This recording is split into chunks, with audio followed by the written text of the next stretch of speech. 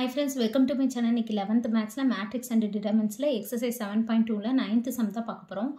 Prove that அப்படினு சொல்லிட்டு ஒரு determinant கொடுத்திருக்காங்க. equal to 0 நம்ம கொண்டு வரணும். என்ன கொடுத்திருக்காங்கன்னா 1a a square minus bc 1b b square minus ca 1c c square minus ab அப்படினு சொல்லி கொடுத்திருக்காங்க. இப்போ இத நம்ம இந்த டிட்டர்மினன்ட்டை நம்ம ரெண்டா பிரிக்க போறோம். சரிங்களா? அதாவது இது ஒரு மேட்ரிக்ஸ் ஆவும் திருப்பி இதெல்லாம் ஒரு மேட்ரிக்ஸ் ஆவும் நம்ம வந்து எழுத போறோம். சரிங்களா? இப்போ நான் எப்படி பிரிக்கிறேன்னு பாருங்களேன். அதாவது 1 1 1 அடுத்து a b c அடுத்து a square b square c square இது ஒரு மேட்ரிக்ஸ் எழுதிட்டேன். சரிங்களா? அடுத்து ப்ளஸ் போட்டு அடுத்த மேட்ரிக்ஸ் என்ன? இதை இப்படி மறைச்சிக்கோங்க. மறைச்சிட்டா இதை எழுதிக்கணும். என்னது 1 1 1 அடுத்து a b c அடுத்து minus BC minus CA minus AB எழுதியாச்சு. அடுத்து என்ன பண்ண போகிறோன்னா இந்த மைனஸை வெளியே எடுத்துருங்க. சரிங்களா? வெளியே எடுத்தால் இங்கே மைனஸ் வந்துடும். அவ்வளோதான்.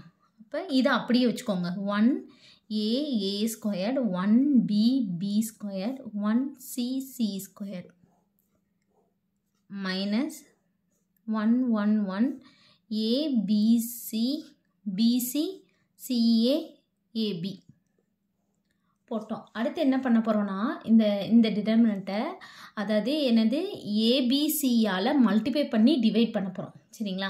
இந்த ஃபஸ்ட்டு ரோ ஏபிசி இருக்குல்ல, ஃபஸ்ட் ரோவை ஏயால் மல்டிப்ளை பண்ண போகிறோம், செகண்ட் ரோவை பியால் மல்டிப்ளை பண்ண போகிறோம், தேர்ட் ரோவை சியால் மல்டிப்ளை பண்ண போகிறோம். அப்போது R1 வந்து ஏயால் மல்டிப்ளை பண்ண போகிறோம். சரிங்களா? R2 வந்து பியால் மல்டிப்ளை பண்ண போகிறோம், R3 வந்து சியால் மல்டிப்ளை பண்ண போகிறோம். சரிங்களா?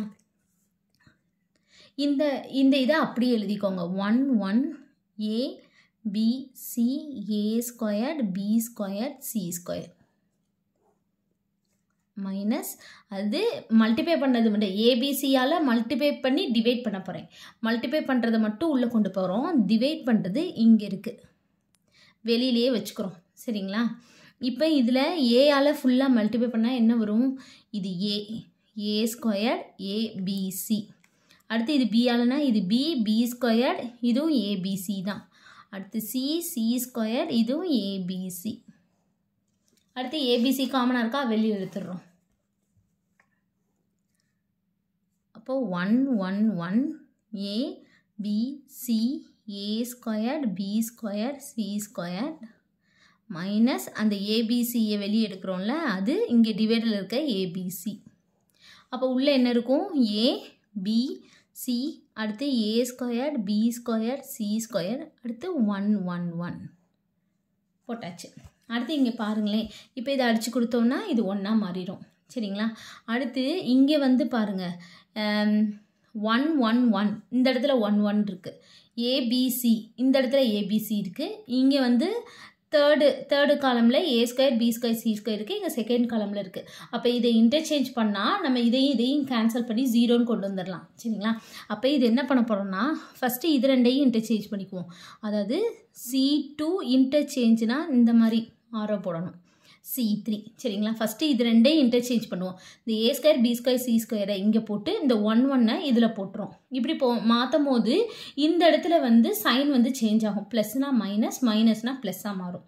இப்போ இங்கே மைனஸ் இருக்கு, அப்போ இது வந்து ப்ளஸ்ஸாக மாறிடும். 1a a square 1b b square 1c c square.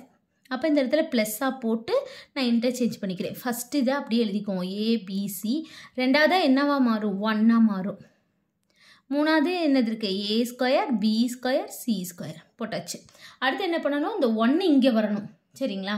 இதே இங்கே போயிடணும். அப்போ எப்படி எழுதலாம்னா C1 இன்டர்சேஞ்ச் C2. சரிங்களா? அப்போ மாற்றும் போது இந்த சைன் வந்து மாறும். அப்போ ப்ளஸ்ல இருந்தால் மைனஸ். அப்போ 1 1 1 a b c a square b square c square இந்த இடத்துல மைனஸ் மாதிரி இது இன்டர்சேஞ்ச் பண்ணிக்கிறோம். 1 1 1 a b c இது a square b square c square. இப்போ இது ரெண்டு இப்படி சேமாகவே வந்துருச்சு. 1 1 1 a b c a square b square c square இருந்ததுன்னா இது இஸ் ஈக்குவல் டு 0. ஏன்னா இது ப்ளஸில் இருக்குது, மைனஸுக்கு கேன்சல் ஆனால் 0. அவ்வளோதான் இந்த சம். தேங்க்யூ.